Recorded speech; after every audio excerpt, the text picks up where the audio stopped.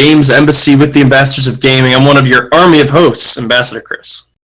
And I am Ambassador Kevin. And welcome to our corner of the internet where we have news about stuff. Kevin, how are you today? I'm doing good. The time change kind of effed me up today. But you know, Did we lose an an hour? Sunday. Yes, we did. That's why, okay, I went to bed at like 3, so I'm even more tired than I should be because I lost an hour. Damn, okay, well, now I know. I'm doing all right. I have a lab report to write, but the experiment's very easy, so it's a nice break from our more difficult ones. So That's good. I'm going to kill that later. But first, let's talk about some news. Let's get into the updates, announcements, and other Oh, wait, I was wrong. I'm sorry. Kevin, do the Patreon plug so that Mike doesn't haunt me in my sleep. To be honest, I don't even see the Patreon plug here. You might have to cut. Yeah, all right. I don't see it. What? Damn it. Okay, never mind. I guess when he said stop, I like, wait, the picture's like there, like don't stop. Oh, my bad. All right. Never mind, viewers. The Patreon plug is not here. So let's get into the updates, announcements, and other miscellaneous.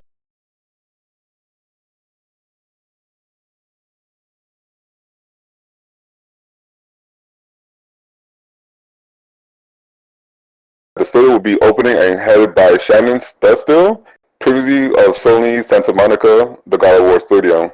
Did you say VIA? I don't care. I say VIA, I say VIA. You're Just fits my mood. That is wrong. Oh my gosh. All right. Game announcements and release dates. The new Amnesia game is coming out. Amnesia Rebirth will launch later this year. I haven't heard anything about Amnesia. Didn't they release a game letting you make your own stories a while back? To be honest, I have no clue. I've never been a fan of Amnesia. Because I know Amnesia was like a niche, like all the YouTubers played this horror game series kind of thing. And I think they released a game where you were able to like make your own stories. So, but anyway, it'll be cool to see it back in the limelight. And some new games coming to PS Now: Shadow of the Tomb Raider, Control, which is a very cool game. Wolfenstein 2, Dead or Alive 5, Last Round. So I hope you have your loot box money ready. NASCAR Heat 3, Knights of Azure 1 and 2, Romance of the Three Kingdoms 13. I can't remember. Yeah, that. Togeden 2, Togeden. The people from the past is like two different ways. They say Kiwami, which I think is wrong, and Kiwami. Kiwami. Token Kiwami. What was that? And Warriors All-Star are all coming to PS Now. A new Star Wars game has also been leaked. Project Maverick has leaked by a bot that looks like that. Oh my god, I cannot speak! I'm sorry. I'm getting angry. Okay. Project Maverick has leaked by bot. I can't even read. I can't even understand the sentence. I'm looking like a damn stupid person right now. This is why you should proofread. Yeah, I thought I did. I'm just being a damn fool today. It's okay. It's all blame Mike. You know, he had his own mute. No, we got it. We're good. Project Maverick has leaked by bot, and this bot looks for new postings on the PlayStation Store. The project. You know what I mean? No, I'm sorry. I bet you it was an Xbot. Yeah, probably.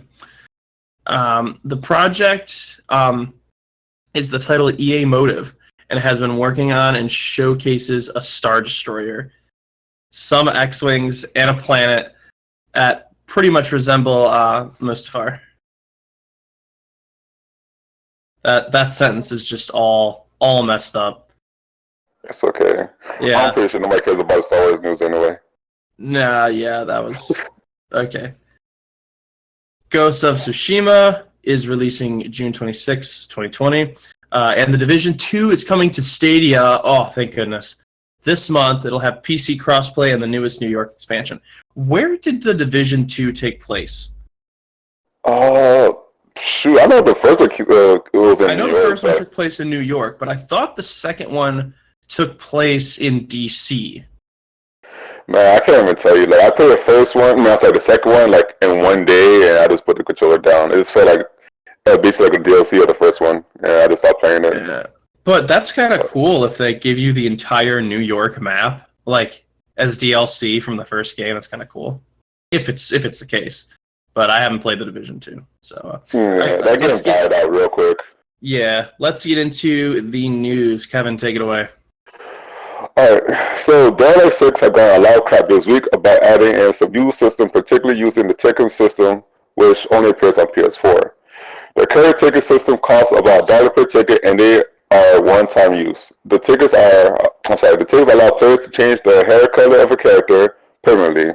Meaning, if you want to change it to another color, you will need to use another ticket.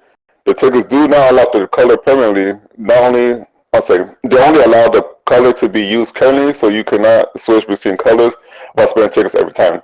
So basically, if you change your hair color to red, and you want to change it back to yellow, you have to spend that ticket, and vice versa. It doesn't unlock. You literally have to switch every time, and that costs money. That's ridiculous.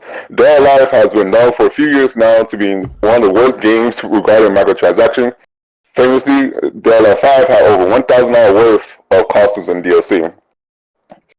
I mean, Dead or Alive that's a whole mess right there. Yeah, I mean, I have never played Dead or Alive ever, but I have heard about the microtransactions. Who publishes Dead or Alive? I think it might be Sega. Let me do a quick search. I think it is Sega. Dead or Alive.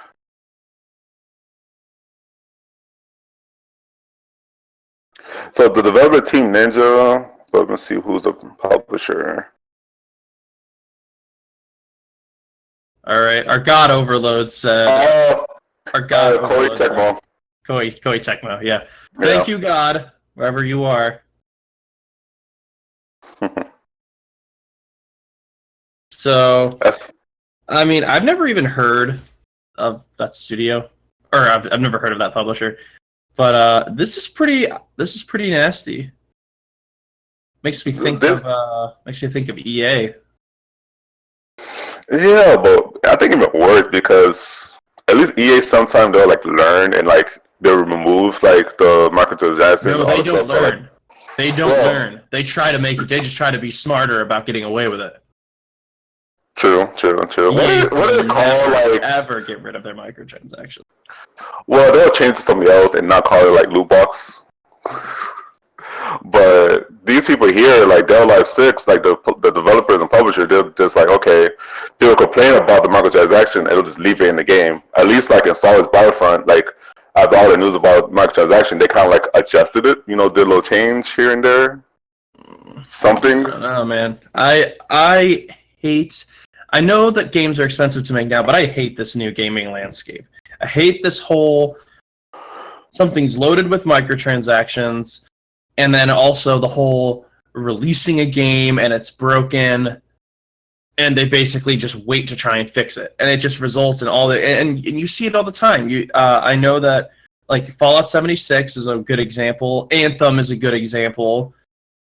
What's the more recent game? I'm thinking about it right now. What's it? Ghost Recon Breakpoint. Ghost Recon Breakpoint's been getting a lot of crap for that too. Garbage. Yeah. So, and then of course being the obvious example, No Man's Sky. At least No Man's Sky didn't drill you for microtransactions though. So this basically released a game that wasn't finished at first. Yeah. I mean, that's just one example. But it's the same thing. I hate these super like all you do is buy a game and the first thing they try and get you to do is just to spend like a crap ton of money. It makes me sad, but I'm going to go ahead and move us on to our last story. And I actually already heard about this a few days back, but I mean, it's pretty. I'll give my opinion toward the end. So, the reason Stadia is struggling with devs is apparently because they're cheap. According to several developers and publishing members that spoke with Business Insider, the company is being very light on offering money to come to their platform. The repeated fact is that the offer Google has been making is, quote, so low it wasn't even part of the conversation, end quote. Developers have said the reason they haven't taken exclusivity deals isn't only about the money, but that the audience isn't there either. Also, Google's track record is not going to help them. The company does have a long history of killing off investments, Google Glass, or Google Glass, Google Plus, all these different companies. So many developers, this makes developers and publishers wary of entering a deal with the company. One developer stated in this way, quote, "It wasn't just a financial thing. At the end of the day, I'm asking the question, why would I do this? And there is no positive reason to move forward. There wasn't really anything to want us to get in the door other than to be first on the platform." End quote. So, do you know anybody who even have a Google Stadia? I do. I don't pay for it anymore. I'm waiting for the free track to come out. Yeah, I got the intro kit. Yeah, I was feeling really confident. And what's funny is I felt really attacked because someone was talking about, yeah, dude, Google preyed on these people who are like, hey, if anyone can make streaming work, it's going to be Google. It's going to be great. And that's literally the exact mentality I had. And I've said it on the show. And I felt really attacked. I was like, damn, he's right. But I had absolutely no hope for this. I feel like Google can't fathom why people don't want to come to their platform. Like it's gonna be great. Why don't you want to come put a game on our platform? It's like, well, because you might abandon it, and I mean, Google Stadia kind of sucks. It's kind of disappointing, especially for all the people that bought that $130 Founder Edition, like moi. But don't you have to pay for a game like full price and it's sad to be streamed to you? One thing I'm also very peeved about that's different from Xbox. Okay, so you know how when you have Xbox Live and you have games for gold, and if you download a game while it's in games for gold, if you run out of your Xbox Live, you still own that game you downloaded for games with gold. You still own it. For Google, you do not. You only have access to their free games if you are an active, like the games that come free with the $10 a month thing. Those only remain accessible while you are on the $10 track. If you go down, so even though when you log in it tells you to like claim the game, if you stop paying for it, you lose access to that game, and that pisses me off. I know why they do it. What if you like lose access and regain your access? Do you still have access to that game again or no? Yeah, you have access to it again. I'm just saying you only have access to it while you are on the $10 track, even after you claim it. Which is stupid. Like the Games for Gold example, how mad would you be if the free Games for Gold, you download them, and say they're like single player games, then 1 month you don't pay for Xbox Live, and they just say, sorry, this game you have to have an active gold account in order to use this game that you downloaded for free from our free games of the month.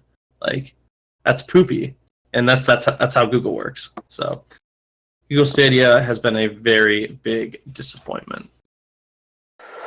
Oh well, is there anything else you want to talk about it? Well, do you have any opinion on Google? Like I said, I had absolutely no hope for it. I wasn't following it. I just felt like it was just a very, very bad niche, and I could tell from day one.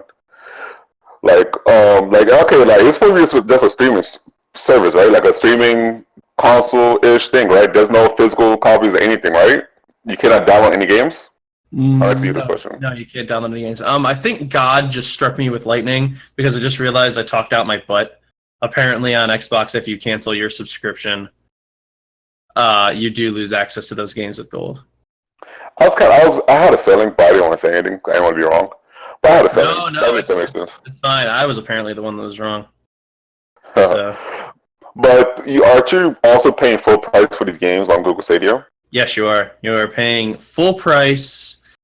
There's not really much of an incentive to use this platform. At least use it as your primary platform. I can tell you that 100%. Yeah, that's why I was like, no, there's no hope. Because, like, why would I pay $60 for NBA 2K20? I'm not going to say that game. Let's say, like, I don't know, another game, and pay full price for the game, and then I got to use their servers, and then I got to have it streamed to me as well. So, there will be some type of latency already. When I could just play the game on my PC or my console and don't have to worry about the latency. Yeah, making streaming work is very tough. And I personally think it's early. I think it's very early. And the sad thing is, Google could have totally gotten away with releasing their service had they said it was a beta. Had this been like a super long beta, this could have worked out nicely. And I feel like Xbox is doing it better, like what Google Stadia is trying to do, like with the xCloud. Just you can play your game on the go or any other platform. Stuff. I just want to be clear that latency will always be a thing. There's no. It's physics. It's data transfer. And it moves at the speed of light and with latency or at something close to the speed of light in fiber optic cable.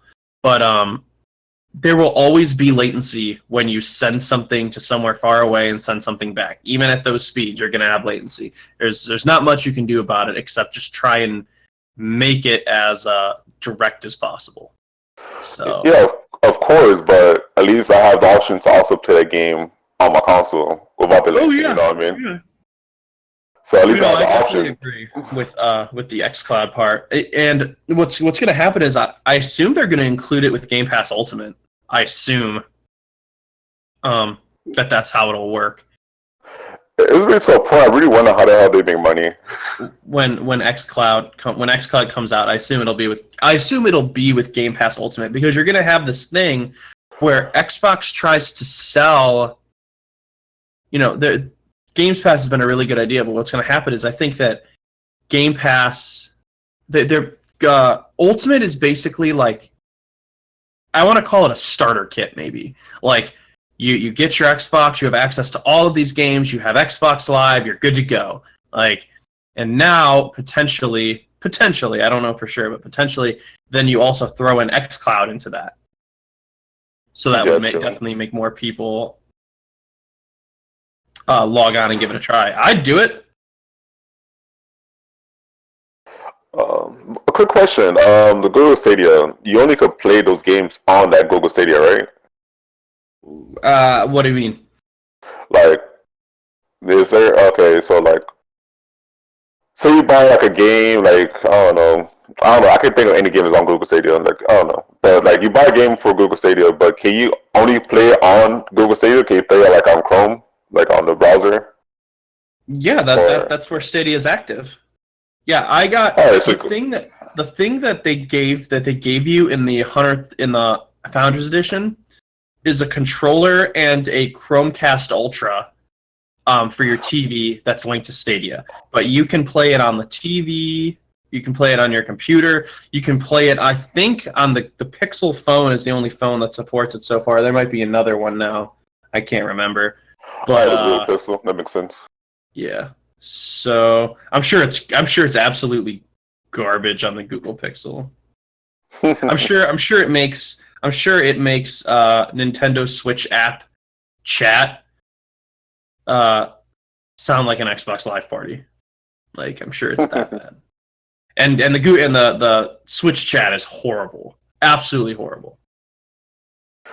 So, all right, I think that is all we have for today. Try and check us out at least once a week. That's how often we try and do this.